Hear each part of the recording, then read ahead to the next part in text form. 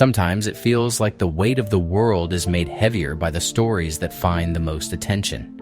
This is 10 Better Minutes, a podcast sharing recent real stories that show a steadier, quieter side of life. We do not ignore the difficulties around us, but we find moments that offer a bit more balance. Today's stories invite you to notice the softer, often overlooked details that keep going even in the background. We will begin with a story about a woman in England who, despite being registered blind, crocheted 100 baby blankets for a hospital and was surprised by a visit and thanks from the staff. In Ilkley, England, Ella's Sandals has been crocheting baby blankets for a hospital for years. She recently reached a milestone she can hardly believe. Her 100th well-being blanket was delivered to the maternity unit at Bradford Royal Infirmary, a little 2 feet square of handmade comfort made one stitch at a time. Elise lives with serious vision problems. She lost sight in her right eye in 1987, and in 2023 she had surgery to preserve some sight in her left eye, which meant she could keep working on the project that has become so meaningful to her. Each blanket takes nearly 3 days to make by hand, and she carefully packages them before they are sent out to newborns. When Elis delivered that 100th blanket, the story did not end with a quiet drop-off. Midwives Sophie Wainman and Katie Hurley later surprised her at Abbeydale Residential Care Home. They brought a hamper and, more than anything, their time. They stayed over an hour, thanking her for what she has given to the maternity unit and to the families walking through it. You know that feeling when a small act turns into something bigger than you expected. Elise's blankets are just yarn and patience, but they land as warmth for new mothers and babies. And for her, gratitude has become something she can hold in every completed stitch.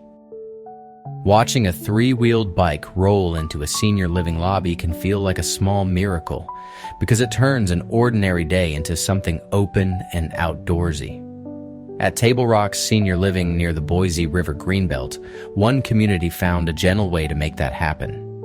Executive Director Joel Freston pedals the Blessing Bike, designed for residents who can no longer ride on their own. With its steady 3-wheel setup, the ride is not about keeping up or showing off. It is about being able to go anyway, together with fresh air and a change of scenery that reaches beyond the walls. One morning, 90-year-old Carol Montgomery was there in the lobby when she saw the bike. She lit up, the kind of smile that says, "Yes, this is the thing I miss." And when Joel guides the pedals, she gets to hold on to that joy again. The program brings outings around the river, and when the weather turns colder, the rides continue closer to home, circling around the building. What makes it especially meaningful is how the happiness seems to travel. Joel is not simply transporting residents from point A to point B. He is helping them remember their own rhythms and helping the whole day feel lighter. In Idaho, the Blessing Bike program arrived in 2018, starting with community connections and growing into something residents now look forward to. In October, a young great horned owl was found inside a concrete mixer. Its world suddenly changed by something as ordinary as a job site. The rescue team could keep it safe, but the bigger question was whether it would ever fly the way an owl needs to. Wild Friends in Utah took the owl in after a caller reached out from about 80 miles away from Kanab, and they spent 6 months helping it recover. They expected natural molting to replace worn or missing feathers, but that plan did not unfold as predicted. For a great horned owl, quiet flight is more than comfort. It is how you hunt, how you move through the night without giving yourself away. The team at Wild Friends turned learning into care. They trained on a new feather transplant technique, using donor feathers gathered from a similar size owl in northern Utah, along with a careful adhesive method. They also studied the owl's feather patterns ahead of time, so the repair would fit where it needed to.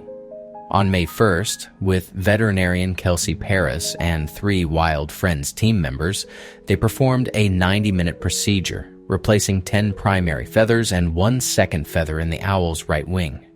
After that, the owl was tested in a large aviary, with its silent flight measured using a decibel reader. When the roof retracted and the bird lifted itself toward the highest perch, it was not just movement. It was readiness, quietly earned and sent back into the wild where it belonged. When a 7-year-old is suddenly pulled away from the life of the classroom, it can feel like time keeps moving while the child is stuck waiting. In Khalani Jennings' story from Blackstone, Virginia, the distance was real, but so was the belonging. Music teacher Dominique Kaiser stayed in close contact with Khalani and her family, making care packages and taking trips to visit her at the Children's Hospital of Richmond at VCU. Kaiser also helped Khalani remain connected to her classmates, not as a distant thought, but as an active part of the class community. Even while Khalani was away much of the school year for treatment, her school kept reaching for her in small and steady ways. Then spring arrived, and Blackstone Primary School dedicated its concert to Khalani. When the students gathered to sing, they chose Rise Up by Andrade, and Khalani joined virtually from home, waving a scarf as her classmates sang in her honor. It was a simple moment, but you could feel the point of it. She was not forgotten, and she did not have to carry the loneliness by herself. This month, Khalani rang the bell marking the end of her treatment. She will not return to school until the fall because of her immune system, yet the welcome is already being prepared. Her teacher and classmates are holding the same promise the concert delivered. You still belong here. Sometimes hope shows up as a decision to keep showing up, even when the ground shifts under your feet. That is the feeling I carried listening to Merlin Van Lawick in Paris at Change Now 2026, speaking about how the Jane Goodall Institute can keep moving with integrity and urgency. Here's the good action he took. He went to the stage and shared a clear plan built from 3 things: conservation science, communications advocacy, and youth-led work through Roots and Shoots. He is based in Dar es Salaam, working across the Institute's conservation sciences and communications teams, and he helps steward the Roots and Shoots program. In Tanzania, Roots and Shoots has about 4,000 clubs, where young people complete 3 project types that help people, animals, and the environment. He also spoke honestly about the funding turbulence the Institute faced. After a $30 million grant was won for the next 5 years, United States Agency for International Development cuts created a $30 million funding gap, and the Institute had to let go of more than 60 staff members. In his words, grief does not have to cancel purpose. It can sharpen it. He frames the mission as something the Institute reshapes, not something it abandons, emphasizing a renewed resolve to maintain an on-the-ground presence through new strategies and by diversifying donors. The uplift is not that challenges disappear, but that a mission grounded in action can still find its way forward. One conversation, one community project, and one determined step at a time. As always, I have a simple tip for you to make your mind feel a little steadier and your day feel a little brighter. Consider this your mental reset, the kind that takes almost no time. Today's tip is about noticing the kindness you almost missed. Think about your day for a moment. Maybe you walked past someone and you almost did not hold the door.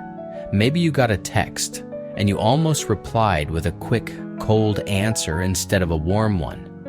Perhaps a coworker looked stressed and you almost kept your eyes down, even though a small check-in would have mattered. Here's the practice. Pick one moment that slipped by, even if it is tiny, and let yourself see what it could have been. Let it be a permission slip, not a punishment. Then choose a new version of that kindness for the next few hours. It can be as small as making eye contact and saying, "I hope your day goes okay." It can be returning a favor you received, or giving yourself credit for the times you did show up gently. Kindness is not only something we do, it is also something we notice. When you catch it early, you help your mind learn what is worth repeating. Well, friends, we are at the end of this episode of 10 Better Minutes. I hope it leaves you with that steadier feeling that good things still happen, even when the noise is loud, and even when the news cycle wants to rush past the quiet kindness people show one another. If today has felt heavy, let this be a small reminder that decency is still present out there, in ordinary places, in patient work, in people choosing to help. This is Ian Rhodes with 10 Better Minutes. Take care, and I will see you tomorrow.